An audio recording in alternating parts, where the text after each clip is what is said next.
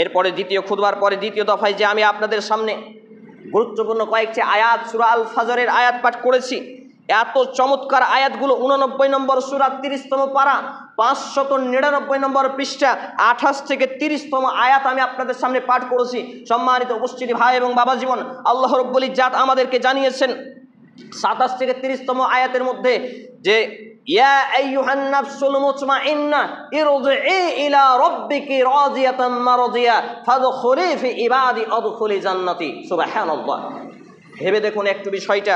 আল্লাহ রাব্বুল ইজ্জাত তিনি বলছেন, হে প্রশান্ত আত্মা, অর্থাৎ আমাদের যখন মৃত্যুর সময় ঘনিয়ে আসবে, মালাকুল মউত যাকে আমরা আজরাইল বলে জানি, শুনে রাখুন, বড় বড় আলেম ওলামা আজরাইল শব্দটি ব্যবহার করেন। এই আজরাইল শব্দ কোরআন এবং হাদিস কোথাও লেখা হয়নি, আল্লাহ তাআলা ব্যবহার করেননি, নবী করিম সাল্লাল্লাহু আলাইহি সাল্লাম বলেননি, আজরাইল বলে কোনো ফেরেশতা আল্লাহ সৃষ্টি করেননি, বরং এটা হচ্ছে মালাকুল মউত, মৃত্যুর ফেরেশতা।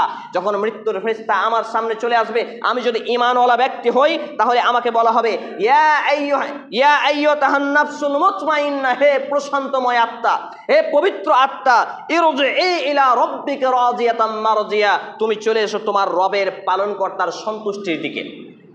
যদি আমি ঈমানদার হই, তাহলে আমাকে ওয়েলকাম জানানো হবে, স্বাগতম জানানো হবে এবং বলবে তুমি বেরিয়ে আসো। তারপর কি বলা হবে?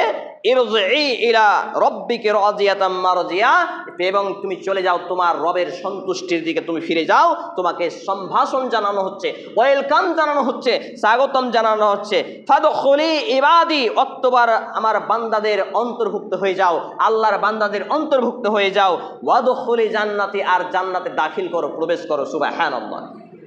তাহলে একজন ব্যক্তি যদি ঈমানদার অবস্থায় তার কাছে মালাকুল মউত আসে, তাকে ওয়েলকাম জানিয়ে তার মৃত্যুটাকে গ্রহণ করা হয়, তার আত্মাকে বের করা হয় শরীর থেকে। নবী করিম সাল্লাল্লাহু আলাইহি সাল্লাম এর বিবৃতি এভাবে দিয়েছেন। ইকবাল কিলানি রাহিমাহুল্লাহ, সৌদি আরবের প্রখ্যাত আলেমে দ্বীন, সেই সময়ের আজ থেকে প্রায় 200 বছর আগের আলেম, তার জীবনীতে এবং তার গ্রন্থ আল আজাবিল কবর এবং আজাবি জাহান্নাম, এই গ্রন্থে তিনি নিয়ে এসেছেন, যখন কোনো ঈমানদার ব্যক্তিকে মৃত্যু সময় ঘনিয়ে আসে, তখন ফেরেশতারা আতরে সুগন্ধিময় রুমাল নিয়ে এসে তার চারিপাশে থাকেন এবং তাকে সুন্দর করে সেহেলে সেহেলে আদরে যতনে তার আত্মাখানাকে শরীর থেকে বের করে নেন। অর্থাৎ এভাবে বলা হয়েছে, একটা বালতিতে বা একটা কলসিতে পানি আছে, বালতির পানি বা কলসির পানি যদি উহুর করে দিই, কত আসানে গড়িয়ে গড়িয়ে পড়ে যায় না? এভাবে একজন মুমিন ব্যক্তির, ইমানদার আল্লাহ প্রেমিক ব্যক্তির আত্মাখানা সহজেই বেরিয়ে আসে। এইভাবে তখন যে বেরিয়ে আসে, আত্মাখানাকে নিয়ে যাওয়া হয় আসমানের দিকে, আসমানের দরজায় ঠোকা মারা হয়। সেইখানে আসমানের প্রহরীরা বলে, কে? না তো আমি। মালাকুল মউত বলেন যে আমরা আছি তার সঙ্গে, এবং এক এক রিওয়ায়াত এক একটা আছে, এক এক দল থাকেন ফেরেশতা, এবং তারা বলেন যে আমরা আছি। তারপর সুগন্ধ ছড়াতে থাকে এবং ফেরেশতারা একে অপরে বলা বলি করতে থাকে, কার এই পবিত্র আত্মা, এত সুন্দর আত্মাখানা, কার আজকে জান কবজ করে নিয়ে এসেছো, কার আজকে মৃত্যু ঘটিয়ে এসেছো, যে এত খুশবুময়, সে আজকে সুগন্ধ ছড়িয়ে দিল, গোটা আসমান আর জমিনের মধ্যে সুগন্ধ ছড়িয়ে দিল। তবে এই সুগন্ধ মানুষ আর জিন শুনতে পায় না, এই শুকতে পায় না, অনুভব করতে পারে না। এইভাবে তখন তাকে আসমানে নিয়ে যাওয়া হয়, সপ্তম আকাশে দরজা খোলা হয়।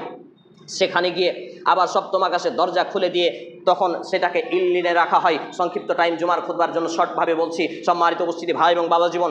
এবং এইখানে গিয়ে তখন যখন তাকে ইল্লিনে রাখা হলো, তখন আবার তাকে কবরে, যে আমাদের জানানো হয়েছে যে কবরে যখন আমরা লাশকে রেখে আসি, দাফন করে আসি, শেষ ব্যক্তি যখন তার পায়ের কদমের আওয়াজ শুনতে পাবে শেষ ব্যক্তির, সেই ব্যক্তিকে তখন তাকে কবরে আবার তাৎক্ষণিক, এখানে ওলামা ইকরামদের 3টি মত আছে, তার মধ্যে একটি মত হচ্ছে তার শরীরে, এই কবরের জীবনে, আলেমে বারজাকের জীবনে আত্মাটাকে আবার ফেরত দেওয়া হয়। তাতে কি হয়?